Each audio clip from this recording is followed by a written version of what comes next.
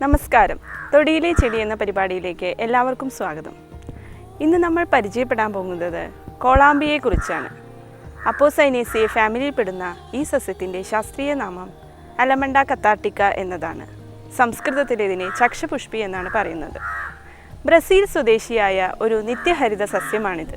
മുറുക്കിത്തുപ്പുന്നതിന് കേരളത്തിൽ സർവ്വസാധാരണയായി ഉപയോഗിച്ചു വരുന്ന കോളാമ്പിയോട് സാദൃശ്യമുള്ളതുകൊണ്ടാണ് ഇതിൻ്റെ പൂവിനെ കോളാമ്പിപ്പൂ എന്ന് പറയുന്നത്.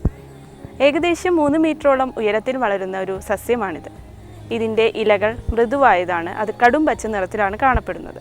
ഇതിൻ്റെ പൂക്കൾ 5 ദളങ്ങളോട് കൂടിയതും മഞ്ഞ നിറത്തിലും കാണപ്പെടുന്നു. നീല നിറത്തിലുള്ള പൂക്കളും കണ്ടുവരാറുണ്ട്. ഇതിൻ്റെ കായയിൽ 4 തൊട്ട് 5 വരെ വിത്തുകളും അടങ്ങിയിട്ടുണ്ട്. ഇതിൻ്റെ തണ്ട് മുറിച്ചു കഴിഞ്ഞാൽ വെള്ള നിറത്തിലുള്ള ഒരു കറയും വരുന്നതാണ്. ഒരു ഔഷധ സസ്യമാണെങ്കിലും ഇത് അധിക മാത്രയിൽ വിഷമായി പ്രവർത്തിക്കുന്നതാണ്. തണ്ടും ഇലയുമാണ് ഇതിൻ്റെ പ്രധാനമായ ഔഷധയോഗ്യമായ ഭാഗങ്ങൾ. ഇതിൽ ബീറ്റാസൈറ്റോസ്റ്റിറോൾ, സാപ്പോണിൻ, ഗ്ലൂക്കോസൈഡ് തുടങ്ങിയ ഘടകങ്ങൾ അടങ്ങിയിട്ടുണ്ട്. കൂടാതെ അലമണ്ടിൻ എന്നൊരു വിഷവസ്തു കൂടിയും ഈ സസ്യത്തിൽ അടങ്ങിയിട്ടുണ്ട്. ഇതിൻ്റെ ഇലയും വേരും വയറിളക്കത്തിനും ഛർദ്ദിപ്പിക്കുന്നതിനും ഉപയോഗിക്കുന്നതാണ്. ഇതിൻ്റെ വേര് പാമ്പുവിഷത്തിന് നല്ലൊരു ഔഷധമായി പ്രവർത്തിക്കുന്നതാണ്. ഇതിൻ്റെ പാൽ പോലത്തെ കറ അണുനാശക ശക്തിയുള്ളതും ക്യാൻസർ രോഗങ്ങളെ ചെറുക്കുന്നതുമാണ്.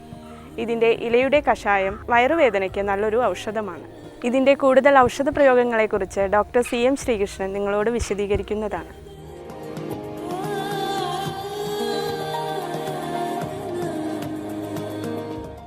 കോളാമ്പിച്ചെടി ഒരു സ്ഥാവര വിഷമായ ചെടിയാണ്. അപ്പോൾ വിഷച്ചെടിയാണ്. അതുകൊണ്ട് തന്നെ പ്രയോഗത്തിൽ വളരെ ശ്രദ്ധിക്കണം. നല്ല ഔഷധസിദ്ധിയുണ്ട്. വളരെ കുറച്ച് ഡോസിൽ കൊടുക്കാനും പാടും.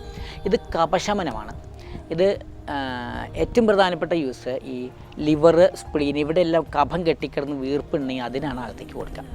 പിന്നെ ഇത് ആയുർവേദത്തിൽ ഇതൊരു വിരേചന ഔഷധമായിട്ട് കൊടുക്കും. അതുപോലെ ഛർദ്ദിപ്പിക്കാനും കൊടുക്കും. പിന്നെ ഇതിൻ്റെ ഒരു എക്സ്റ്റേണൽ ആപ്ലിക്കേഷൻ, ഇത് ഇട്ട് വെള്ളം തിളപ്പിച്ചിട്ട് ഈ ധാര ചെയ്ത് കഴിഞ്ഞാൽ ഈ ചൊറി ചരങ്ങ് മാറും.